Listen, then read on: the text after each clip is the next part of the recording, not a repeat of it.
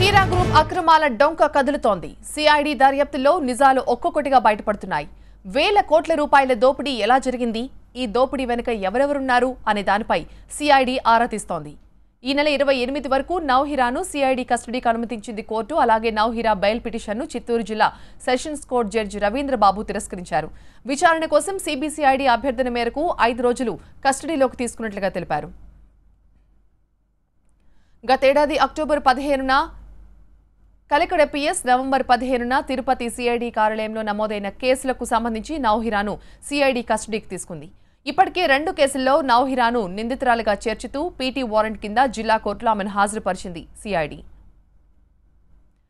పొదుపు మదుపు మంత్రంతో వేల కోట్ల రూపాయల డిపాజిట్లు దండుకున్న హీరా గ్రూప్ భాగోతంలో రోజుకో కొత్త కోణం వెలుగులోకి వస్తోంది.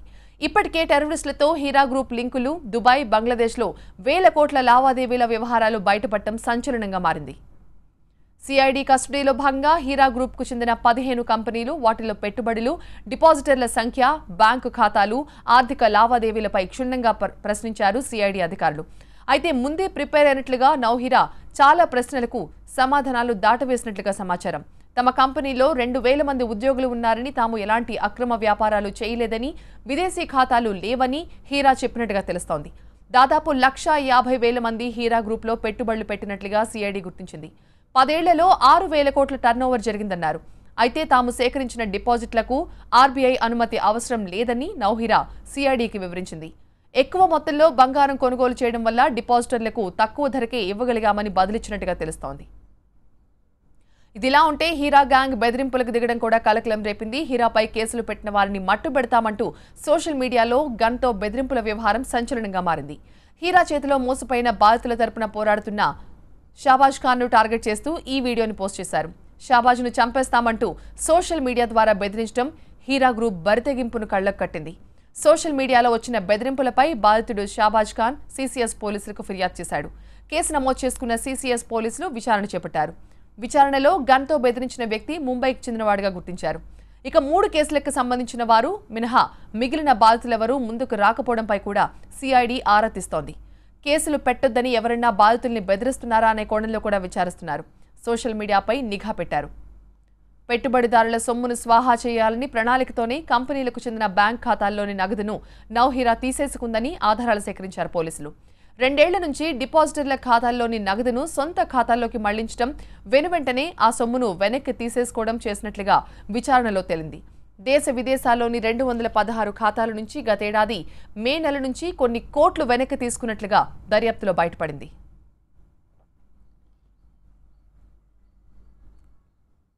నేడు మరోసారి సిఐడి కస్టడీకి నౌహీరాని కస్టడీకి తీసుకోబోతున్నారు. మా ప్రతినిధి రాజు తిరుపతి నుంచి లైవ్ లో మరింత సమాచారం అందిస్తారు. రాజు,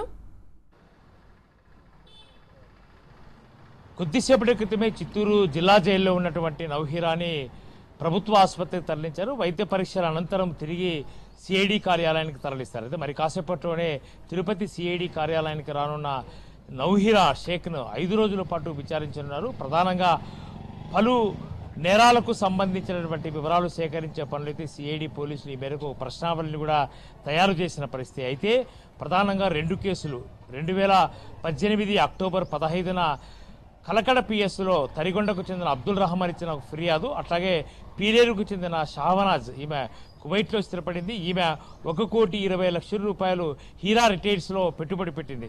ఈ 2 కేసులకు సంబంధించే సిఐడి పోలీసులు విచారణ చేస్తున్నారు. ఇందుకు సంబంధించి 5 రోజుల కస్టడీకి కూడా తీసుకున్న పరిస్థితి. అయితే కడప, చిత్తూరు జిల్లాలో వేల మంది మోసపోయినట్టుగా తెలుస్తోంది. అయితే వీళ్ళెవరూ కూడా సిఐడి పోలీసులకు సహకరించిన పరిస్థితి. ఇదే సిఐడి పోలీసులకు ఒక సవాలుగా మారిందని చెప్పచ్చు.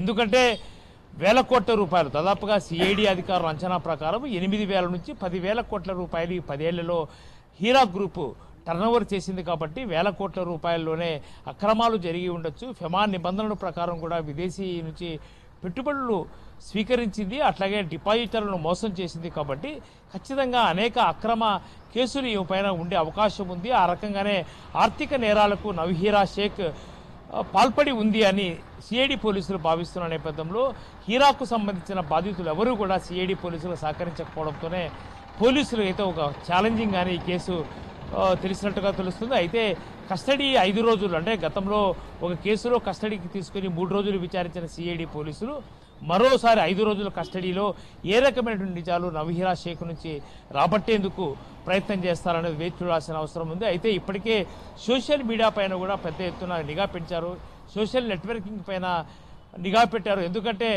నవహీరా షేక్ పోలీసులకు సహకరించకుండా ఉండేందుకు ఆ రకంగానే ప్రయత్నాలు జరిగాయన్నదే సిఐడి పోలీసుల అంచనా. ఈ మేరకు ఎవరైతే బాధితులు ఉన్నారో, ఎవరైతే ఈమె నుంచి లబ్ధి పొందిన వాళ్ళు లేదా ఈ సంబంధించిన అనుచరులు ఉన్నారో వీళ్ళందరూ కూడా డిపాజిట్దారులకు నవహీరా షేక్ పైన ఎలాంటి కేసులు పెట్టద్దు, ఈమె బయటకు వస్తే ఖచ్చితంగా ఆపా మీకు న్యాయం చేస్తుంది, ఒకవేళ కేసులు పెడుతూ ఉంటే ఈమె జైల్లోనే ఉంటే మీ కేసులకు సంబంధించినటువంటి కేసులు కొనసాగుతూనే కోర్టులో ఉంటే ఈమెకి ఇప్పటికే అకౌంట్స్ ఫ్రీ చేశారు కాబట్టి ఈ అకౌంట్స్ ఫ్రీ చేసిన అకౌంట్స్ పైన కంటిన్యూ అయితే మాత్రం మరో అగ్రిగోల్డ్ లాగా బాధితులు మోసపోయే అవకాశం ఉంటుంది. కాబట్టి ఒకే మైనారిటీ వర్గానికి సంబంధించిన బాధితులు కాబట్టి అందరూ కూడా మత పెద్దలు కూడా జోక్యం చేస్తున్నట్టుగా తెలుస్తుంది. ఈ నేపథ్యంలోనే ఈ రకమైనటువంటి సమాచారాన్ని ఎవరిచ్చారు, సోషల్ మీడియాలో ఎవరు ఈ రకంగా మెసేజ్ను వైరల్ చేస్తున్నారనే దాని మీద కూడా సిఐడి పోలీసులు దృష్టి సారించిన పరిస్థితి కనిపిస్తుంది. ఈ నేపథ్యంలోనే సిఐడి పోలీసులు సోషల్ మీడియా నెట్వర్కింగ్ పై నిఘా పెట్టిన పరిస్థితి. ప్రధానంగా ఎవరైతే మద్దతుదారులు ఉన్నారో ఈమెకు సంబంధించిన కంపెనీలు 15 కంపెనీల్లో దాదాపుగా 150 పైగా అకౌంట్లు ఉన్నాయి, 150 మంది వరకు కూడా డిపాజిట్లు ఉన్నారు. ఈ పెట్టుబడిదారులకు ఎవరి నుంచి మెసేజ్లు వస్తున్నాయి అంటే 2016 నుంచే చేసినటువంటి డిపాజిట్లకు మాత్రమే ఈమె తిరిగి చెల్లింపులు చేయకపోవడం ద్వారానే ఈ రకమైనటువంటి ఫిర్యాదులు వచ్చాయి. కాబట్టి 2016 తర్వాత ఎవరు డిపాజిట్లు చేశారు, ఈ డిపాజిట్ చేసిన వాళ్ళకి ఎంతమంది ఉంటారు అన్న దాని మీద కూడా ఆరా తీస్తున్న పరిస్థితి. ఈ నేపథ్యంలోనే సోషల్ మీడియాలో వైరల్ అవుతున్నటువంటి మెసేజ్లు కానీ లేదంటే ఇందుకు సంబంధించిన వివరాలు కానీ అసలు ఇవన్నీ ఎవరు పెడుతున్నారు, వీడిని ఎవరు బెదిరింపులకు పాల్పడుతున్నారు, బాధితులు సహకరించకపోవడానికి కారణాలు ఏంటి అన్న దాని మీద కూడా సిఐడి పోలీసులు విచారణ చేస్తున్న నేపథ్యంలో ఆ రకంగా నిఘా కొనసాగుతుంది. మరి కాసేపట్లోనే చిత్తూరు నుంచి సిఐడి కార్యాలయానికి నవహీరాను తీసుకొచ్చి 5 రోజుల పాటు ఇక్కడే ఆమెను విచారించే అవకాశం ఉంది. Vote studio. రైట్ రాజు.